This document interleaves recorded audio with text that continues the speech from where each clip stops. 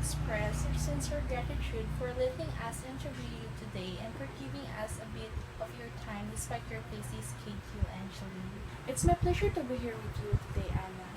Will you tell us about your online class experience? Like, how is your 4-month online experience so far, Angeline? My online learning experience as a student is kind of stressful. Aside from the issue of slow and unstable internet that causes videos to freeze and streaming to be disconnected, there will be problems with absence noises that can be too distracting, like dogs barking, tricycle passing by, construction noises from the neighbor, just to name a few. And because I'm at home, there's also tendency that I feel sleepy and lazy. Studying alone with the only computer as my companion can be terrifying. There's no whisper in the back of the room, no commanding presence at the front of the classroom pleading for everyone to listen. The only environment is much different atmosphere that takes some getting used to. The only thing I like about online classes, they have helped me learn how to be independent, manage family time and schoolwork. I have also learned that to be a successful distance learner, I have to be self-disciplined and able to work on my own. Since I won't be physically going to class each week, I can take part in it from the comfort of my own home. I must be self-disciplined because the instructor won't constantly be there to remind me of assignments or of a project deadlines. Other obligation meaning that I'm not able to do work as regularly as if I physically attend a class, it will be up to me to make sure that I'm keeping up with all the work for the course. Also, one of the main objectives of college is to become a well-rounded individual with the skills needed to successfully manage a busy agenda. And staying at home affects everyone, not just me. We all need to meet up with friends, labs, and share with them. I find it healthy, but since it's done for our safety, we have no other option than to sit inside and listen to every rule that has been implemented.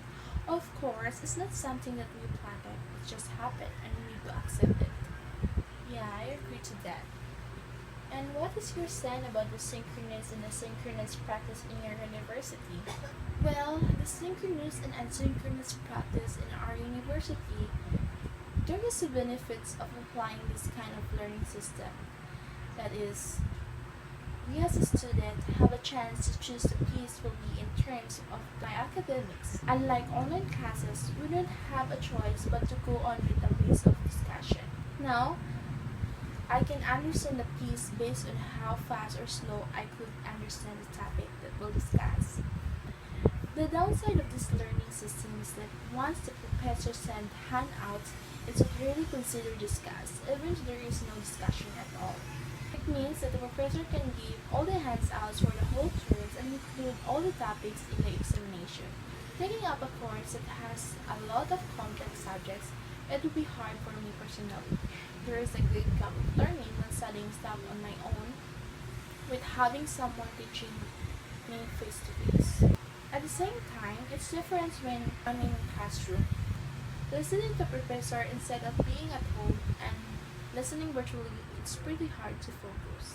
Can you share how you handle your stress and anxiety and what your coping mechanism?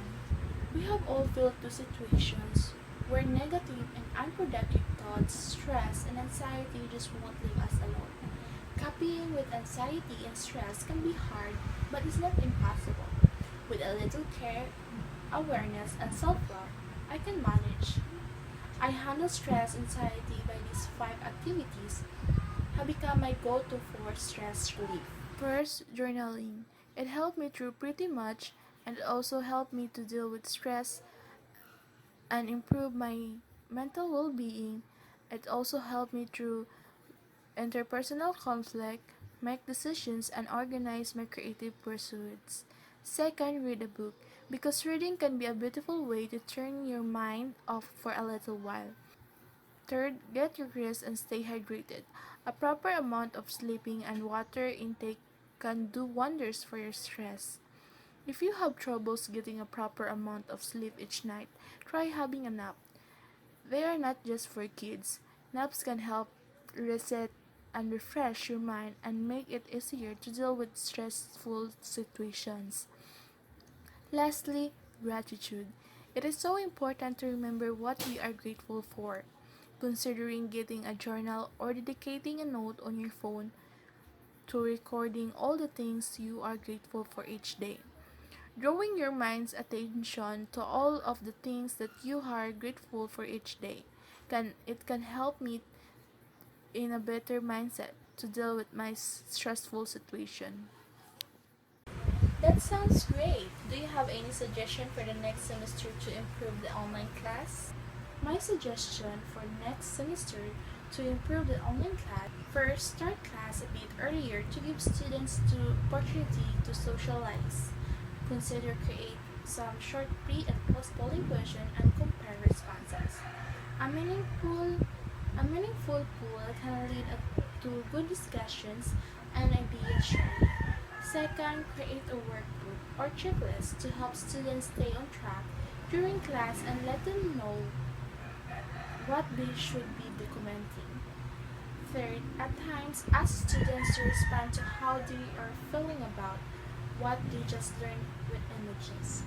Add some fun or funny content to encourage fun and laughter. Fourth, set aside time to have break rooms so students can more easily interact and do group work. And lastly, encourage students to put questions either in a chat or other space such as an online notebook or documents.